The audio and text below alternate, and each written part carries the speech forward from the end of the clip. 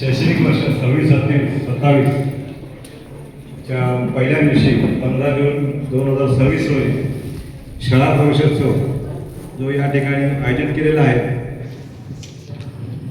आदिवासी विकास विभागाच्या निर्देशानुसार प्रत्येक अधिकारी कर्मचारी यांना दत्तक पालक अधिकारी म्हणून घोषित करण्यात आलेला आहे आणि त्या अनुषंगाने मी आंबोपाडा, बेडसे आणि खिरडी या दोन्ही दुर्गम शाळा जाणीवपूर्वक निवडलेल्या आहेत की जेणेकरून त्या शाळांमध्ये वेळोवेळी जाता येईल, तिथे काही प्रॉब्लेम्स पाहता येतील आणि ते शासन दरबारी म्हणजे आमच्या कार्यालयामध्ये त्याची मांडणी करता येईल. त्याचाच एक भाग म्हणून काल संध्याकाळी मुक्कामी या आपल्या अरुणोदय आश्रम शाळा खिरडी या ठिकाणी उपस्थित झालेलो आहे. जेव्हा हे शाळा वाटप सुरू होतं तेव्हा मी सूचना केली होती आमच्या शिक्षण नेत्यांना, निकम सरांतर्फे. त्यांना वाटलेलं की जेवढ्या दुर्गम शाळा असतील ह्या जाणीवपूर्वक अधिकाऱ्यांनी घ्याव्यात. बाकी रोडटच वगैरे जे आहेत ते लेडीज स्टाफ असतो त्यांना द्याव्यात आणि उतरत्या क्रमाने ते वाटप व्हावं. अधिकारी जे आहेत त्यांनी जाणीवपूर्वक दुर्गम ठिकाणी जावं आणि बाकी असतील ते वाटप व्हावं. ही सर्वसाधारण पॉलिसी होती. तरुण म्हणजे आमच्याच काही सहकारी रोडच्या शाळा घेतल्या, हरकत नाही. वास्तविक अशा दुर्गम ठिकाणी जायला पाहिजे, पाहायला पाहिजे. या कळवण प्रकल्पातील 6 महिने झाले कामकाज सुरू आहे आणि या 6 महिन्यामध्ये पूर्वी नाशिकमध्ये असताना गावीसाहेबांचं नाव ऐकून होतं मी, JP गावीसाहेब वगैरे असं नाव ऐकून होतं. मग तर इथे कळवणमध्ये आल्यानंतर मग त्यांनी मला फोनवर संभाषण झालेलं आहे, प्रत्यक्षाला भेट झाली नाही. तर ही जी तुमची शाळा पाहतोय अरुणोदय आश्रम शाळा खिरडी, ती एवढ्या अंतरावरची दुर्गम, ही साहेबांची ओळख असावी की एवढ्या दुर्गम भागामध्ये अशा पद्धतीची इमारत, हे बांधकाम आहे तुमचं, जे सोयीसुविधा आहे, ह्या एखाद्या शासकीय आश्रम शाळा देखील कमी पडू शकतात. मी जबाबदारी बोलतो अक्षरशः, कारण तुमच्या शेजारी आंबोपाडा बेडसे शाळा आहे, ती देखील मी ती शाळा पालक म्हणून स्वीकारलेली आहे. मे मध्ये जिथे आलो होतो तिथे इथे देखील आलो होतो. तिथल्या सोयीसुविधा पाहिजे आणि याच्या पाहिजे निश्चित तुम्ही उजवलं. आजचा जो हा कार्यक्रम आहे शाळा प्रवेशोत्सव, म्हणजे पहिला दिवस जो आहे तो उत्सवाचा त्याला नेमक दिले गेलेला आहे. पहिला दिवस हा आनंदाचा असतो, उत्साहाचा असतो. आता या मगाशी भाषण केली पहिलीपासून ती 12वी पर्यंत होती, बरोबर का? विचार करा, आम्हालाही मुलं आहे, प्रत्येकाला आहे. स्वतःचं मूल जेव्हा बाहेर राहतं तर काय कंडिशन असते. किती किती मुलीचा वडील आहे. माझी मुलगी जी हॉस्टेलला जायची, काय कंडिशन, मी रोज तिला फोन करत. आजही ती PGला राहते, रोज रात्री तिला फोन केल्याशिवाय मी स्वतः जेवण करत आहे. विचार करा, जर मी एवढं शिकलेलं आहे, उद्यावर आहे, आणि माझी मुलगी पण शिकत आहे, माझी जी अवस्था असेल त्या पालकांची काय असेल. मी पहिलीपासून 12वी पर्यंत इथे राहतात. पालकांची जबाबदारी तेवढीच जबाबदारी ही आमच्या स्टाफची असते. पण आदिवासी विकास विभागामध्ये जो काम करतो हा सेवाभावी वृत्तीने काम करतो. आम्ही जे काम करतो आदिवासी विकास विभागामध्ये शासन आम्हाला जो पगार देतो, आम्ही फुकट काम करत नाही, आम्ही उपकार करत नाही. परंतु ती जी आमची सेवाभावी वृत्ती आहे, कारण हे आदिवासी विकास विभाग जे आहे ना उत्पादित खातं नाही आहे. शासनाला इथून कुठलंही असं महसूल जे मिळतो ना, इथं विभागाचा इन्कम सोर्स असतो. समाज कल्याण विभाग झाला, आदिवासी विकास विभाग झाला, हे अनुत्पादित खातं आहे. म्हणजे शासनाला याच्यावरून काही फायदा नाही. ते लोक कल्याणकारी राज्याची संकल्पना आहे राज्याची, त्याचा हा एक भाग आहे आदिवासी विकास विभाग. टायटलच झाला आदिवासी विकास विभाग, म्हणजे आदिवासी समाजासाठी सर्वांगीण विकास करणारे विभाग. मग हे काम करत असताना या आश्रमशाळेचा जर पाया बघितला तर पहिलं टायटल आहे आमचं आश्रमशाळा समूह. या योजनेवर आता आल्या, पण ज्या आदिवासी विकास विभागाचा जो पाया आहे आश्रमशाळा समूह, म्हणजे त्याची सुरुवातच तुम्हाला आश्रमशाळेने दिलेली आहे. जर आश्रमशाळा या विभागाच्या नसत्या तर शिक्षणही झालंच नसतं. म्हणजे तेव्हा सत्य, म्हणजे तुम्ही आम्ही कोणी नाकारू शकत नाही. त्या काळच्या शाळा असतील 30-35 वर्षापूर्वीच्या शाळा आणि आताच्या शाळा स्वतंत्र होत गेली, बदल होत गेला. पण त्यावेळी जे शाळा होत्या तर त्या भविष्याचा उल्लेख झाला, कुडाच्या शाळा असायच्या, काही गोठ्यांमध्ये शाळा असायच्या. मी सर्विसला लागायच्या अगोदरची गोष्ट. म्हणजे हे जे ती जे स्ट्रगलचं होतं, स्ट्रगलची लाईफ म्हणायला लागली होती. तर पालकांची स्ट्रगल, विद्यार्थ्यांची आणि आपण आपल्या स्टाफची देखील याच्यामध्ये एक पिढी अशी घडत गेली, या आश्रमशाळेच्या माध्यमातून ही घडत गेली. आणि सांगायला आनंद वाटेल की आज त्या काळी जी मुलं शिकली आश्रमशाळेमध्ये, ती आपल्याच आश्रमशाळेमध्ये शिक्षक वगैरे आहेत, मुख्याध्यापक आहेत, इतर विभागात ते चांगल्या हुद्द्यावर गेली. अदर डिपार्टमेंटला ते चांगल्या हुद्द्यावर आहेत. पण कसं असतं, आपण जे त्या ठिकाणी शिकतो आणि आपण इथे जर स्टाफ म्हणून काम करून ती वेगळी जबाबदारी असते आणि अटॅचमेंट वेगळी असते. ते शासकीय आश्रमशाळा असो, मानवी आश्रमशाळा असो, जे शासकीय वसतिगृह असो, याचा प्लस पॉईंट असा आहे की त्या काळामध्ये जी पिढी त्या आश्रमशाळेमध्ये शिकली असेल, शासकीय मध्ये किंवा हॉस्टेलमध्ये शिकले असतील, राहिले असेल, त्यावेळेची मुलं ही आज आपल्या डिपार्टमेंटला मोठ्या हुद्द्यावर आहेत, शासनाच्या मोठमोठ्या पदावर कार्यरत आहेत. हे आपल्यासाठी अभिमानाची गोष्ट आहे. मग हे कुठंतरी मांडता आलं पाहिजे आणि या विद्यार्थ्यांना सांगता आलं पाहिजे. कारण कसं आहे, आश्रमशाळा म्हणजे 2 टाईमचं वराड असतं. आपलं एका लग्नामध्ये मिनिमम 500 पब्लिक असतं. बरं, ते ॲव्हरेज काढून एका शाळेची 500 विद्यार्थी जरी संख्या म्हटली तर 2 टाईम आपण त्यांची सोयीसुविधा करतो. बरं, आज आपल्याला स्वतःची 2 मुलं सांभाळायला प्रॉब्लेम्स येतात. एक लग्न कार्य करायला गेलं तर आपण 6 महिने प्लॅनिंग करतो आणि ते कुठं त्याच्या उणीवर राहतात. मग आपली मुलं जे शिकत आहेत, आपण या मुलांना सांभाळतोय, जिकरीचं काम आहे. आणि हे मग 2 टाईम एक वराड आपण एक तयार केलेलं आहे. खूप मोठी जबाबदारी आहे. या पालकांनी आपल्यावर सोपवलेलं आहे. जन्मदाते ते आहेत, पण घडवतोय आपण. ही मुलं जी पुढे जात आहेत ना, तर ते त्यांचे जे शिक्षण म्हणून ते पुढे जात आहेत, ती आपल्या समाधानाची गोष्ट आहे. हा माझा विद्यार्थी, या शाळेचा विद्यार्थी या हुद्द्यावर आहे, माझ्या शाळेचा विद्यार्थी स्पोर्ट्समध्ये अशा ठिकाणी आहे. हे आमच्यासाठी खूप प्लस पॉईंट असतो. म्हणजे आम्हाला अभिमानाची गोष्ट असते की हा शाळेचा विद्यार्थी, आश्रमशाळेचा विद्यार्थी, हॉस्टेलचा विद्यार्थी आहे. आमच्यासाठी जमेची बाजू असते.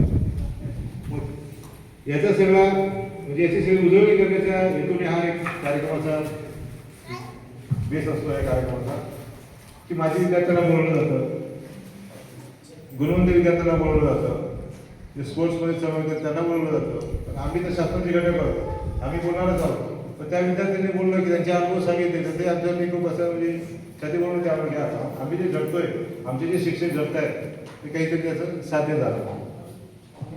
तर विद्यार्थी मित्रांनो, तुम्ही पहिलीचे जे लहान मुलं आहेत, म्हणजे मी माध्यमिक विभागाचे जे असाल, लक्ष द्या की तुमच्या आईवडिलांनी कुठल्या भावनेच्या मुळे आश्रमशाळेमध्ये शिक्षणासाठी पाठवलेलं आहे. फक्त शिक्षणावर जोर द्या. नंतर 12वी झाल्यानंतर तुमचं लाईफ आहे.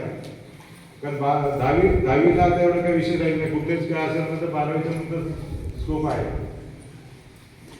तर लक्षात घ्या की तुमच्या आईवडिलांचं शिक्षण झालं नाही, झालं असेल त्यावेळेला झालं असेल, आता तुम्हाला शिक्षणाची संधी आहे, तर मॅक्झिमम शिक्षणावर लक्ष द्या. तुम्ही जास्तीत मॅक्झिमम जेव्हा पर्सेंटेज घ्या, 12वी बाहेर जेव्हा पडाल, तर तुम्हाला पुढे खूप मोठा वेळ विषय आहे. नाहीतर म्हणजे 10वीमध्ये शिकला, जेमतेम शिकला, परत आईवडिलांनी नाहीतर राखला आणि तुमच्या आधीवर परत नागरच आहे. आपल्या आईवडिलांनी 10वी शिकले असते तर मुलांनी ग्रॅज्युएशनचं स्वप्न पाहावं आणि आईवडिलांचं ते स्वप्न असतं की मी एवढा शिकलो तर माझी मुलंही जास्त शिकली पाहिजे, माझ्यापेक्षा जास्त शिकली पाहिजे. तर विद्यार्थी मित्रांनो, मला तुम्हाला ही विनंती असेल, शिक्षणावर जोर द्या. शिक्षणात ही संधी परत मिळत नाही. तुम्ही बघा, शिक्षणामध्ये तुमचं काही भावनाचं तुमचं शिक्षण जर खंड पडला असेल, ती मुलं घरी असतील बघा, आणि तुम्ही 12वी शिका, पुढे ग्रॅज्युएशनला हॉस्टेलला जा, उच्च शिक्षण घ्या. तुमच्या त्याच्या लाईफमध्ये किती बदल होते तुम्हीच पहा. तुमच्या पाल्यामध्ये मुलं असतील जी अर्धवर शिक्षण शिकलेली असतील, घरी बसलेली असतील, तर ती परत संधी येत नाही. एकदा गॅप पडला ना की परत ते आपण किती म्हटलं की पुन्हा संधी घेऊया वगैरे, असं काही होत नाही.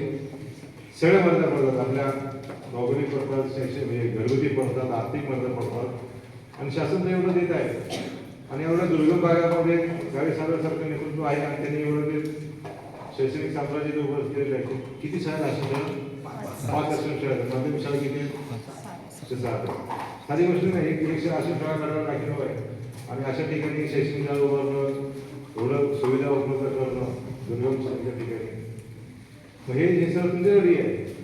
त्यांनी शैक्षणिक वृक्ष लावला, वटवृक्ष झालेला आहे, सर्व आहे, मॅनपॉवर आहे, स्टाफ आहे संपूर्ण. मग हे कुणासाठी आहे? विद्यार्थ्यांसाठी आहे. मग विद्यार्थी चांगले शिकले त्यांना ती समाधानाची गोष्ट आहे की आमच्या संस्थेमधून, आमच्या शाळेमधून मुलं शिकली, टॉपला आहे. हे त्यांचं स्वप्न आहे. आणि तसं तुमच्या आईवडिलांचं एक स्वप्न आहे. जसं पालकांनी मगाशी सांगितलं की शिस्त असली पाहिजे. निश्चितच पहिली तुमच्या आयुष्याची पहिली पायरी शिस्तच आहे. तुम्ही एकदा या शाळेमध्ये एंट्री केली ते शिस्तीचं पालन करणंच आहे. प्लस असं आहे की ते सैनिकी शाळा सुरू झालेली आहे. नावातच सैनिक कसा शिस्तप्रिय असतो तुम्ही पाहिलं असेल, अनुभव असेल किंवा ऐकलं असेल. उलट तुम्हाला राष्ट्रभक्ती करण्यासाठी चांगली संधी आहे. म्हणजे इतर आश्रमशाळेमध्ये जसं 10वी 12वी आर्ट्स अँड सायन्स आहे, काही आश्रमशाळेमध्ये ITI चालू पडत आहे, तर ते टिपिकल आहे. पण जर इथं सैनिकी स्कूलमध्ये तुम्हाला शिक्षण दिलं जात असेल, प्रशिक्षण दिलं जात असेल, तर हे तुमच्यासाठी खूप मोठी गोष्ट आहे. म्हणजे 12वी झाल्यानंतर तुम्ही जर एखादी मिलिटरीची काही भरती निघाली, पोलिसांची निघाली, तर तुम्ही इझिली जाऊ शकता. कारण तिथे जे ट्रेनिंग दिलं जाणार आहे तुम्ही ऑलरेडी ते घेतलेलं असणार आहे. आणि जे आपल्या प्रकल्पामार्फत TRDC चालतं नाशिकमध्ये आहे, तिथे पण ते ट्रेनिंग दिलं जातं. मुलांना ते रनिंग असते, रोजचं व्यायाम असतो आणि स्पर्धा परीक्षेचे नॉलेज दिलं जातं. मग हे जर तुम्हाला इथं दिलं जात असेल तर तुम्ही परफेक्ट होऊन बाहेर पडणार. जेव्हा तुम्ही 12वी उत्तीर्ण व्हाल तर 12वी नसेल तर ते कुठेतरी तुम्हाला सर्व्हिसची संधी पण तुमच्या समोर असू शकते. फक्त तुम्ही ते प्रयत्न करण्याची गरज आहे. आणि याच्या दिवसाच्या अनुषंगाने एकच सांगतो, हे जे सोयी सुविधा मिळतात त्याचा लाभ घ्या. शैक्षणिक सुविधा आहे, तुमच्या आरोग्याचं आहे, तुमच्या भोजनाचं आहे, मूलभूत सोयी सुविधा आहे, त्याचा लाभ घ्या आणि त्याच्यामधून तुमची वाटचाल करा. अडी अडचणी प्रत्येकी आपल्या स्वतःच्या घरात देखील अडी अडचणी येतात, येऊ शकतात. तुमचं जर टार्गेट शिक्षण असेल तर ते साईडला पडतं. आपलं जे टार्गेट असतं की आपलं हे करायचं आहे, जे तुमचं लक्ष तिथेच असलं पाहिजे. माझी मॅक्झिमम सर्व्हिस जवाहरलाल आलेली आहे. आता तिथलं एक ज्वलंत उदाहरण आहे डॉक्टर अजय डोके. इयत्ता 1ली ते 4थी JP शिक्षणमध्ये JPमध्ये शिक्षण झालं आणि आपल्या नामांकित शाळांतर्गत ब्रह्मवेलीला ॲडमिशन झालं त्यावेळेच्या विद्यार्थ्याचं. आणि त्यांनी 12वी पण तिथे शिक्षण घेतलं सायन्समध्ये. मेडिकल नंबर लागला, JJला शिक्षण झालं. ते MBBS झालेले आहे त्यावेळेस. आणि कोरोनाच्या काळात कसं होतं की कंपल्सरी विद्यार्थी म्हणजे डॉक्टर्स लोकांना सांगितलं होतं की ते कंपल्सरी कोरोना रुग्णांची सेवा करायची आहे. मग तेव्हा हे ऑनलाईन सगळं चालायचं. तर त्यावेळेच्या त्या डॉक्टरांनी काय केलं, फक्त ऑनलाईन जो मोबाईलचा चांगला वापर कसा होऊ शकतो त्याचे उत्तम उदाहरण आहे. त्यावेळेच्या त्या डॉक्टर अजय डोके यांनी काय केलं, मोबाईलचा ऑनलाईन क्लासेस जॉईन केले. काही खर्च नाही, काय नाही. आणि कोणताही क्लास न लावता आपण म्हणतो ना UPSC झालं म्हणजे खूप खर्चिक आहे, बरोबर, घरची पण परिस्थिती तशी पाहिजे आहे, बालूभाव आहे. आणि त्यात काही सत्य पण आहे, जे काही नाकारता येणार नाही. पण बालूभाव पण झालेला आहे की UPSC सर्वसाधारण होऊ शकत नाही. तर त्यावेळी त्या डॉक्टरने ऑनलाईन लेक्चर्स अटेंड केले विदाउट क्लास, विदाउट कुठलं काही. पहिल्या टर्ममध्ये पास झालेले. पहिल्या टर्ममध्ये ती रँक 700च्या आसपास होती. त्या व्यक्तीला आम्ही जाणीवपूर्वक आमच्या ज्यावर ऑफिसला आणलं होतं आणि जेव्हा ऑफिसला प्रकल्पाला ते तुम्ही ट्रेन केला त्या प्रकल्पाच्या कार्यक्षेत्रात जेवढे टॉपर विद्यार्थी टॉपला आहेत, हुद्द्यावर आहेत, त्यांच्या प्रत्येक असे पेंटिंग काढलेले आहे आणि त्यांचं पूर्ण जीवन परिचय म्हणजे कुठल्या शाळेत शिकला, काय शिकला, तर त्यांचा आम्ही सत्कार घडून आणला. हेतू हा होता की त्यांना मुलांसोबत प्रोजेक्ट करायचं होतं. म्हणजे ते मुलांना काहीतरी चालना मिळेल, प्रोत्साहन मिळेल. आणि परत दुसऱ्यांदा ट्राय केला, तिसऱ्यांदा ट्राय केला. आता ते गडचिरोलीला असिस्टंट कलेक्टर म्हणून जॉईन झालेले आहे. एक चांगलं उदाहरण आहे. एक विद्यार्थी मंत्रालयात क्लास 1 आहेत, तेव्हा त्याचं सिलेक्शन झालं. आपल्या हॉस्टेलचा विद्यार्थी होता तो. मी जाणीवपूर्वक तुम्हाला सांगतो की आश्रमशाळेचे विद्यार्थी आहेत, पण जाणीवपूर्वक सांगते उदाहरण येतोय. तो विद्यार्थी असंच MPSC पासआउट झाला. त्याच्या आईवडिलांना विचारलं, तुमचा मुलगा उद्या सिलेक्शन झालं, आईवडिलांना काहीच माहीत नव्हतं. हा म्हणजे काहीतरी पेपरमध्ये वाचलं, एवढं म्हणजे ऐकलं लोकांकडून, पेपरमध्ये आलं, एवढं सांगितलं. तो विद्यार्थ्यात क्लासरूम अधिकारी आहे म्हटलं. सांगण्यात येतो असं आहे की असं काही जागीरदारी नाही आहे की हायफाय घराचीच मुलं पुढे जातात किंवा काय, त्यांना शिक्षणाची संधी आहे. गाव लेवलून मुलं पुढे गेलेली आहेत आणि विशेषतः आदिवासी समाजामधून पुढे गेलेली आहेत, जी टॉपला आहेत. तर हे सांगण्याचा जाणीवपूर्वक हेतू होता की याच्यातून तुम्ही काहीतरी प्रेरणा घ्यावी. टिपिकल शिक्षण प्रत्येक शाळेत चाललेलंच आहे, 1ली ते 10वी 12वी वगैरे. तर तुम्ही याच्यातून काहीतरी प्रेरित व्हावं, तुमचंही काहीतरी साध्य असावं, साध्य करण्याचं तुमचं ते असावं की आपल्याला आयुष्यामध्ये काहीतरी पुढे जायचं आहे. तर एवढं जर तुम्ही लक्षात ठेवलं आणि त्या एकूणही अभ्यास केला, तुम्हाला एखादी काही टॉपिक समजला नाही, बिंदास आमच्या सरांना विचारा. हा जो स्वभाव तुमचा बुजरेपणाचा आहे, विद्यार्थ्यांचा जो बुजरे स्वभाव असतो, तर माझं विद्यार्थ्यांना कधी सांगणार, एखादा विषय नाही समजला, एखादा धडा नाही समजला, एखादी गणित नाही समजलं, तुम्ही त्या शिक्षकांना बिंदास विचारा. आमचे शिक्षक त्यासाठीच आहेत ना, शिकवण्यासाठीच आहेत. तुम्ही नाही विचारला, आमचे शिक्षक शिकवणार आहेत, पुढे जाणार आहेत. नुकसान तुमचं होतं. तेव्हा ते कसं विचारू, सरांना कसं विचारू. ज्या विद्यार्थ्याला जो विषय समजणार नाही त्यांनी त्या विद्यार्थी सरांना बिंदास विचारा. विद्यार्थ्यांचं सहकार्य रचना करतील. आमचे सर लोक पण एक्स्ट्रा क्लासेस घेतो, म्हणजे संध्याकाळी एक्स्ट्रा पार्ट असतो ना, ते कंपल्सरी प्रत्येक शाळा घेतले जातात. हे सर्व जे काय हा अटॅक आहे सर्व तुमच्यासाठी आहे. आम्हाला पगार मिळतो, आम्ही काम करतो, आमचे शिक्षक असतील, आपल्याला आम्हाला पगार मिळतो, पण जो अटॅक हा तुमच्यासाठी आहे. आणि निस्वार्थ सेवाभाव वृत्तीचा पण एक भाग आहे. तर विद्यार्थ्यांना माझी एक आव्हान असेल की तुम्ही या संधीचा लाभ घ्या. पारंपरिक गोष्टी असतात, लग्न काय असतं की कंपल्सरी मुलं घरी जातात वगैरे प्रत्येक ठिकाणी, ते लग्न कार्य होत राहतील. पहिले तुमचा अभ्यास करा, शिक्षण घ्या, शिक्षणामध्ये गॅप घेऊ नका. इथं नापास झाला घरी बसले कोणी विचारणार नाही. स्पर्धेचं युग आहे आणि जग खूप पुढे गेलेलं आहे.